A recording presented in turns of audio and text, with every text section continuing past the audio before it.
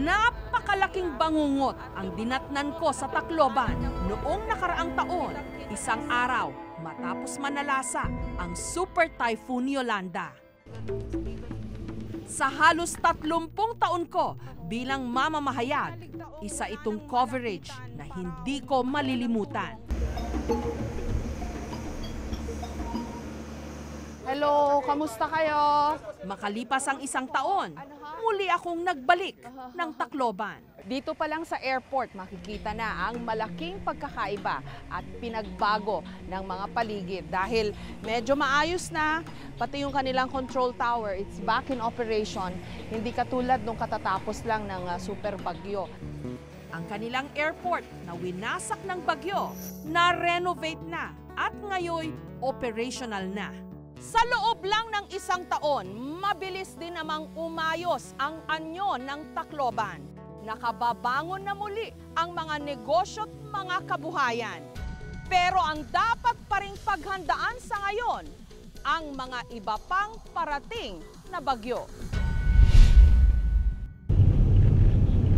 Last year, pag itong mga binabaybay nating mga daan, talagang sira lahat yan, mga nakahambalang lahat ng mga debris sa kalsada, tapos naaamoy mo yung mga patay. Pero ngayon, maski pa paano, makakakita ka pa rin ng signs talaga na hindi pa sila okay.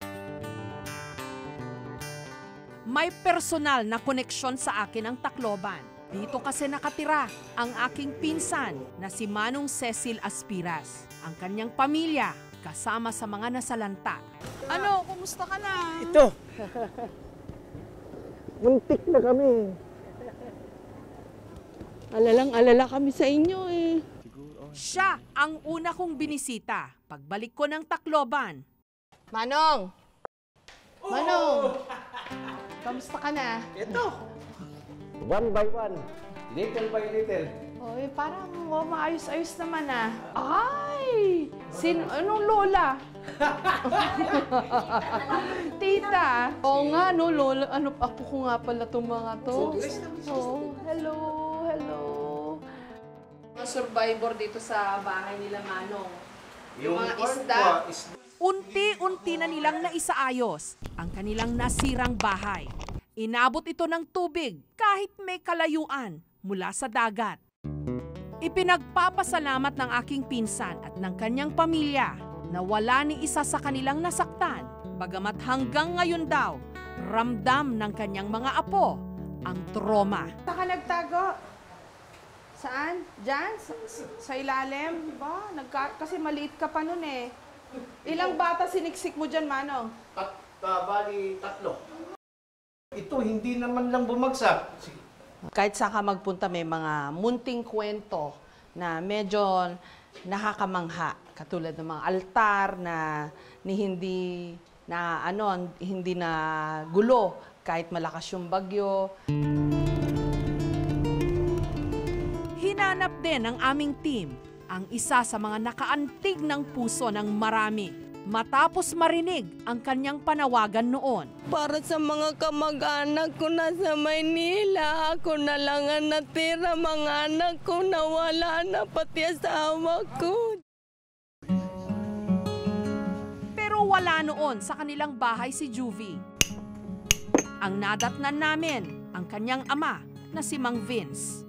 Kamusta na ho siya ngayon? Tulala pa. Tulala pa rin ho si Jovelyn hanggang ngayon? Hindi pa siya tulad ng dati kung kausapin. Laging tumatawa.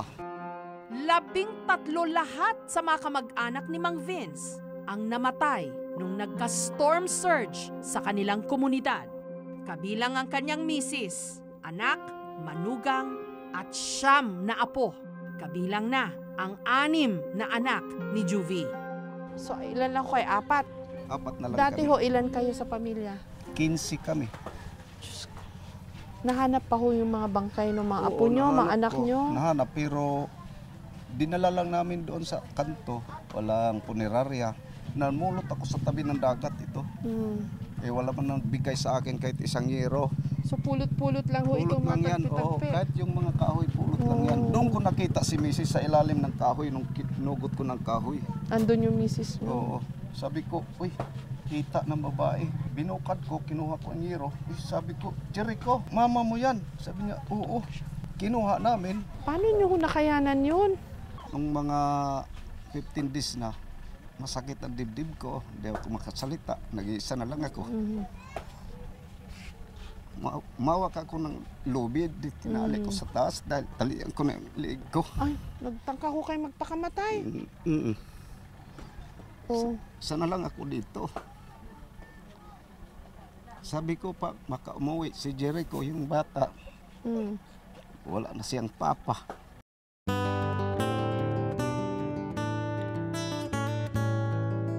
Kinabukasan, nahanap na namin si Juvie. Alam mo, di kita nakilala kanina eh. Pasensya. Kasi ibang-iba yung itsura mo last year. Maikli yung buhok mo. May sugat ka sa paa. Paano ka ba napunta doon sa airport?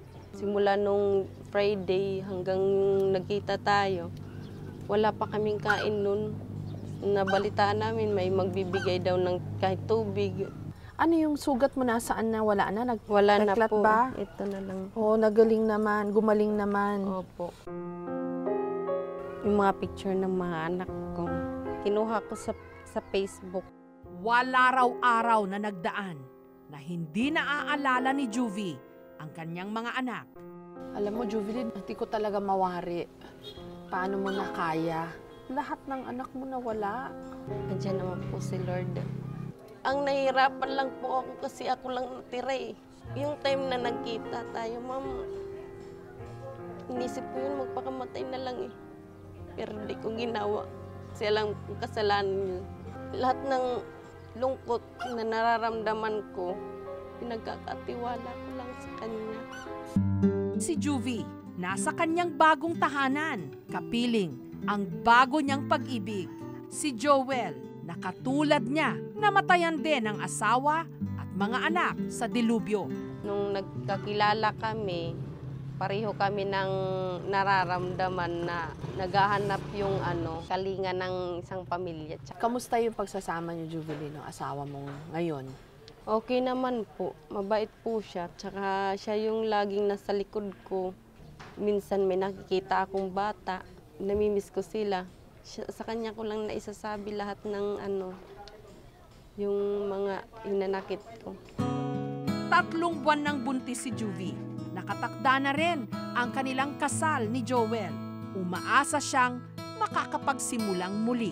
Kung ano mang dumating sa buhay namin, lahat na hirap titisin niya sa ganun. Kaya kakayanin natin yan. Never give up. Narito